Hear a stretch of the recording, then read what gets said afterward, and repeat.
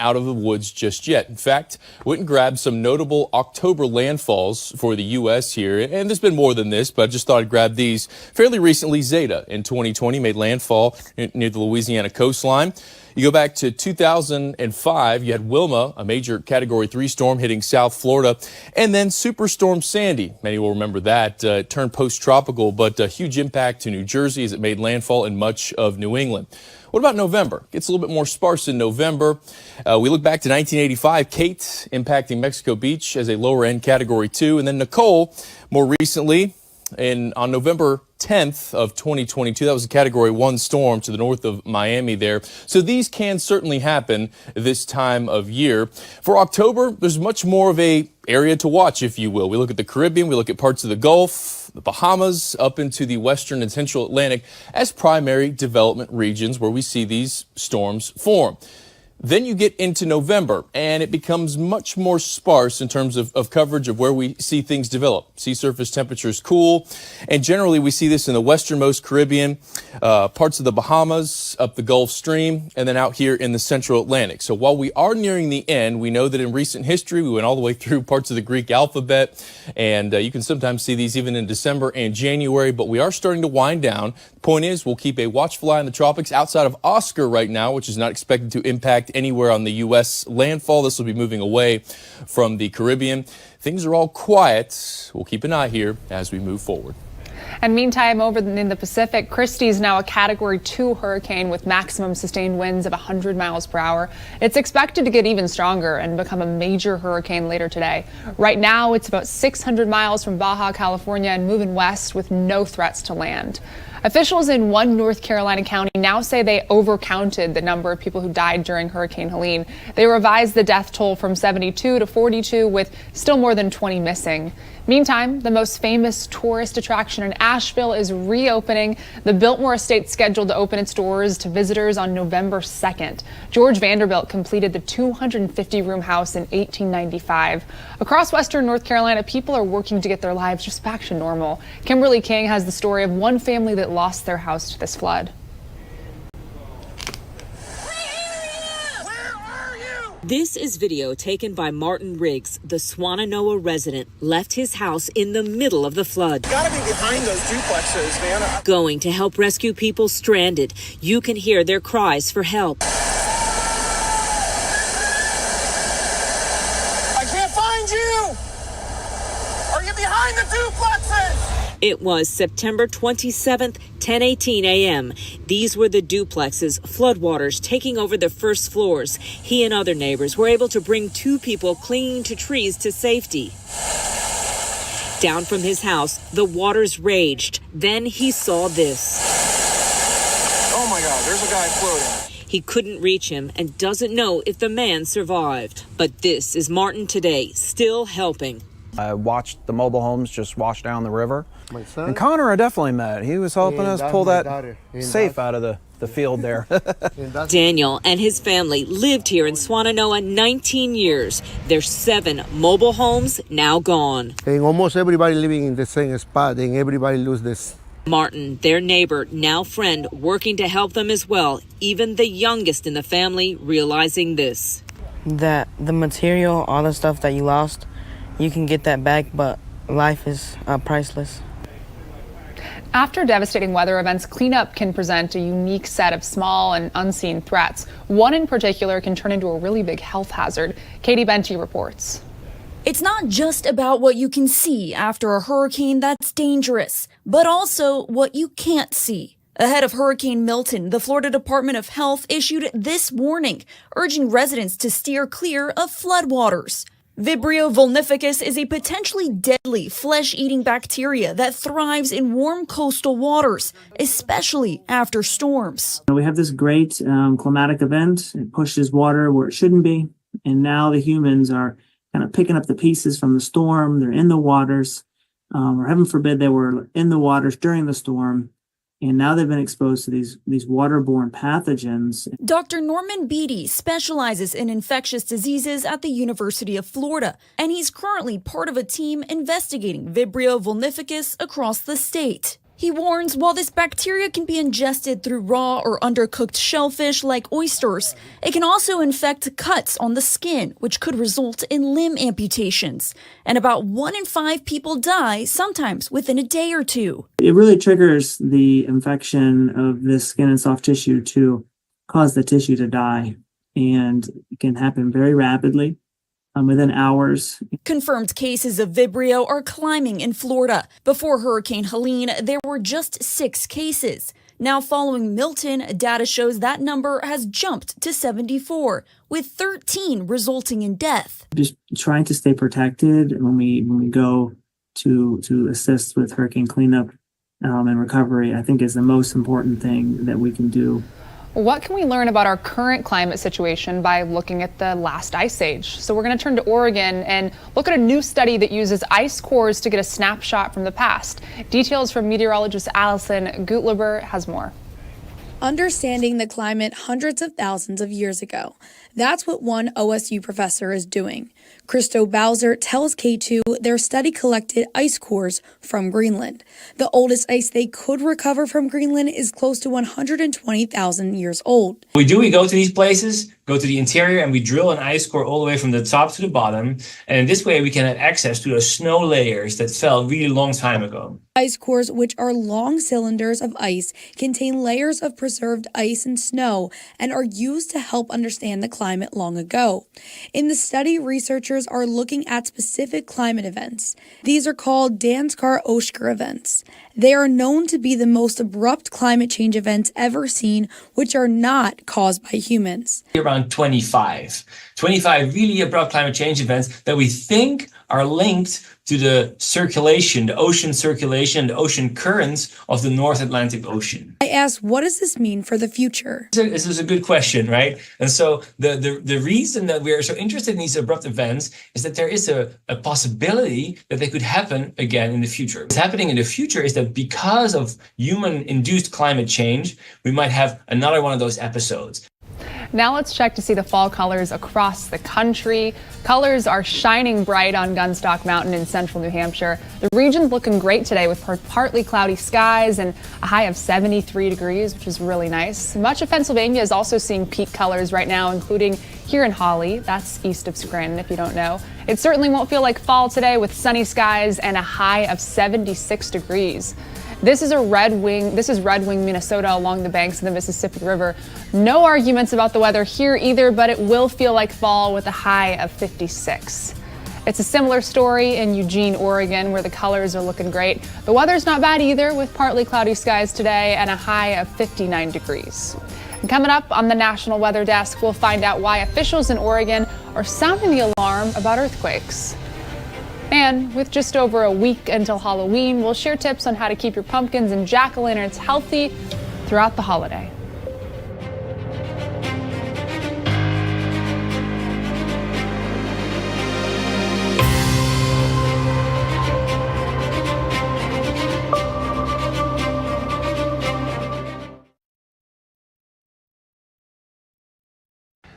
I'm meteorologist Charlie Lopresti with a look at the Northeast. It's a mild day in the Northeast, at least for most communities. We'll top out in the 70s. The exception, parts of northern New England. Temperatures will stay in the 60s with a little bit of fog that will be dominant through parts of Maine. That's 7 o'clock this morning. Notice a lot of sunshine out there during the afternoon. That's about 2 o'clock or so. That is a cold front. That's the boundary between the mild air in place and more seasonable temperatures that is slated to arrive for our Thursday.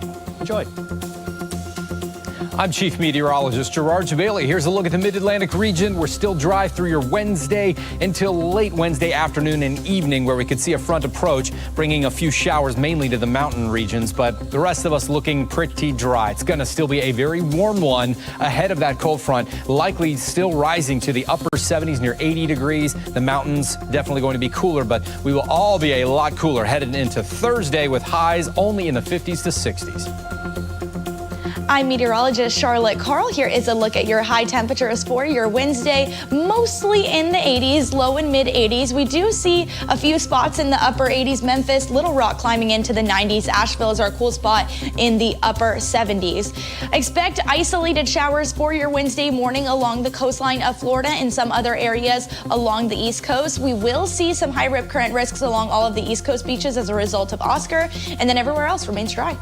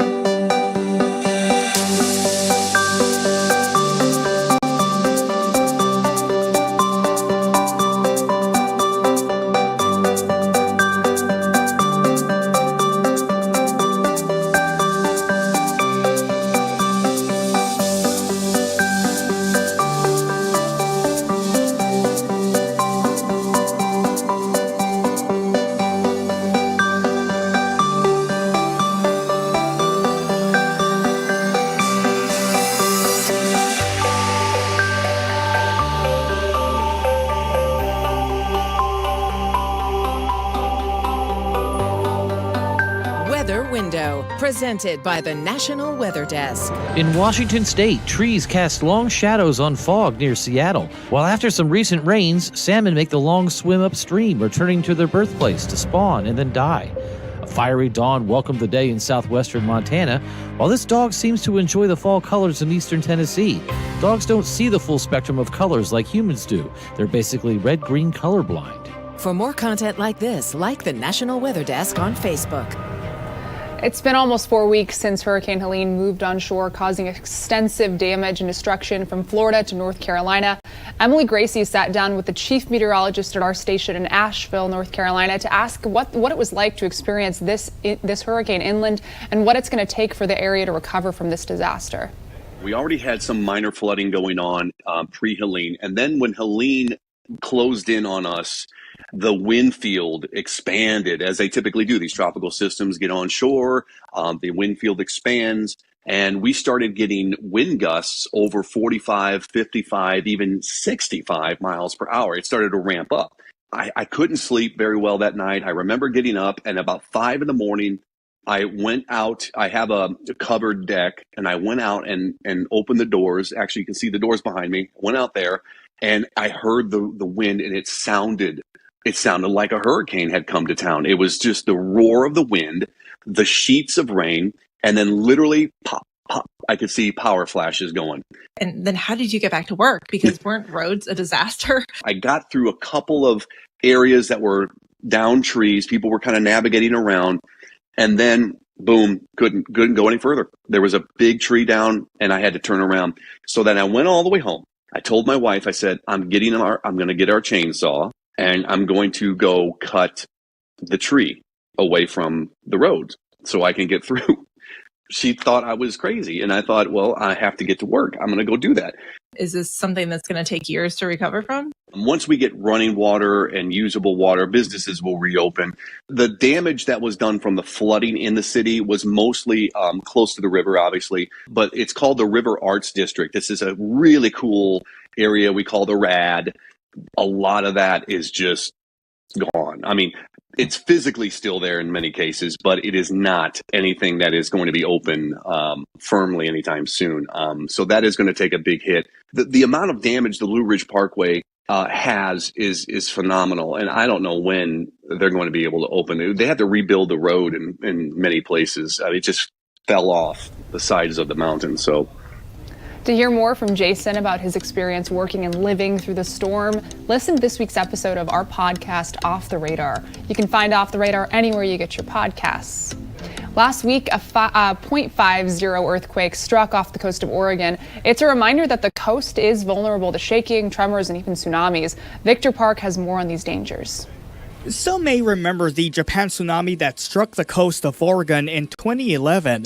Dozens of boats smashed up against each other, others sinking into the ocean, and a 6-foot-tall dock, believed to be from Japan, washing ashore in Newport more than a year later. And then in 2022, a volcanic eruption more than 5,000 miles away sent waves into the Oregon coast. I thought it was going to be worse than what it was, but it was just the volcano erupted underwater, and it ended up being a 6-foot wave. A tsunami advisory was issued then. It was a reality check, really was, of the seriousness of what could possibly happen living on the coast. Now, earthquakes are common off the Oregon coast. After all, it sits along the Cascadia subduction zone.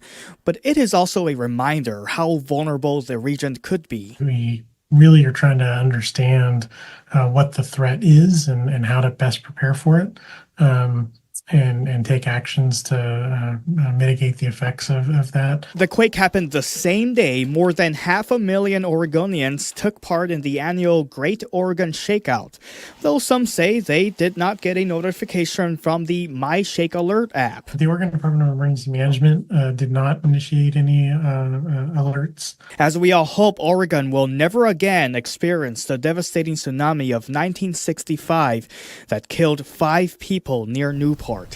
A devastating insect has made its way all the way through all of Iowa. Meteorologist Grayson Freud tells us more about the damage it's caused so far. The emerald ash borer was first discovered in Iowa in 2010, but since then has fully taken over the state. It was confirmed in Emmett County, the last county to be added to the list just this month. This tiny insect has a large impact on the most commonly planted street tree in the state, the ash tree. There were estimated over 50 million ash trees in the state before the borer came, and the majority of those trees will be eliminated or killed. We've had massive death, especially in eastern Iowa, probably over the last 5 to 10 years. Although most of our ash trees have been taken out, there are treatments that can help protect the remaining trees still standing. Trees must have less than 50% canopy thinning or less than 30% of branches dead to be a candidate for treatment. The emerald ash borer can fly short distances, but is typically spread by people without even realizing it. Probably firewood is one of the big things. And if you're going hunting or camping or anything outside your area, do not take firewood with you. Actually buy your firewood locally, burn it locally, and leave it there. Here's a question for you. What's the coldest part of the day? Is it midnight? What about 4 in the morning? Well, it's actually neither. Meteorologist Mitchell Coombs explains why. Believe it or not, the daily morning low commonly occurs shortly after sunrise. Temperatures can drop as much as 5 degrees during this time. It may seem counterintuitive, but there is a scientific explanation for why this happens. During the day, the sun sends heat to the earth through its rays. The technical term for this is solar radiation. The earth also radiates heat back out, but at a much slower rate. The net result is a rise in temperatures throughout the day. When the sun sets, the Earth stops receiving solar radiation, but continues to radiate that heat away from the surface. The result is a drop in temperatures through the night in a process known as radiational cooling. Oftentimes, clouds work as a blanket to keep warm air trapped down at the surface, but on cold, crisp nights, this radiational cooling is much more efficient. When the sun rises the next morning, we begin to receive solar radiation once again. However, the incoming solar radiation just after sunrise is quite weak, often weaker than the radiation being released by Earth's surface. Take a look at this chart where the red line is our temperatures throughout the day, and you can see that period just after sunrise when those morning lows often occur. It isn't until later in the day when the sun rises higher in the sky that we see that incoming solar radiation outweigh the exiting radiation from the surface. We see those peak temperatures in the afternoon a few hours after the maximum incoming solar radiation. This cycle repeats day in and day out at slightly differing rates based on weather conditions such as moisture and cloud cover. Now it's time for a short break, but first we're going to take a soar over Arizona's Lake Powell.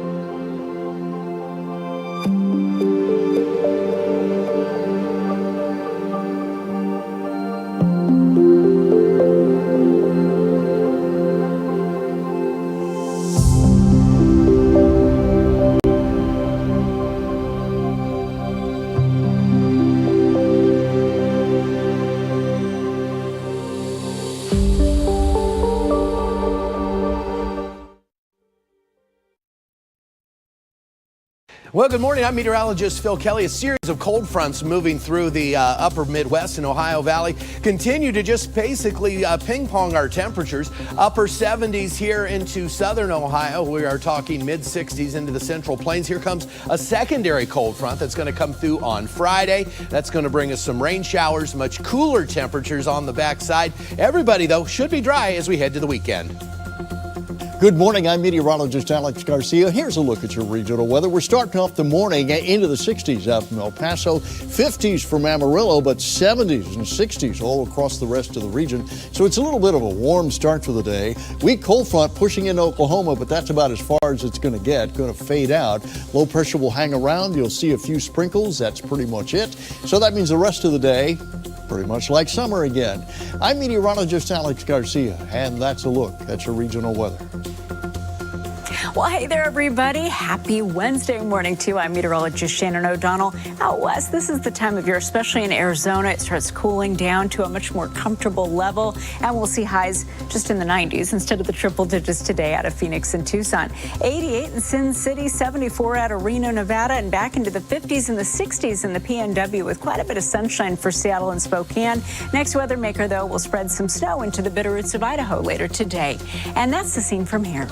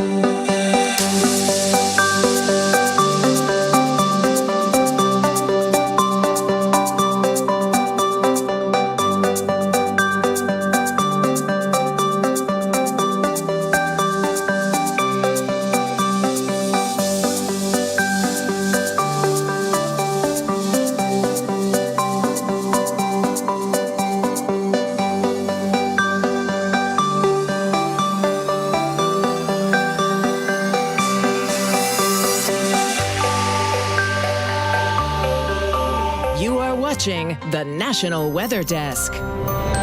With Halloween just around the corner, we want to share some tips on how to keep your pumpkins and jack-o'-lanterns looking as good as possible. Let's take a recent look at a TikTok from meteorologist Josh Kozlowski.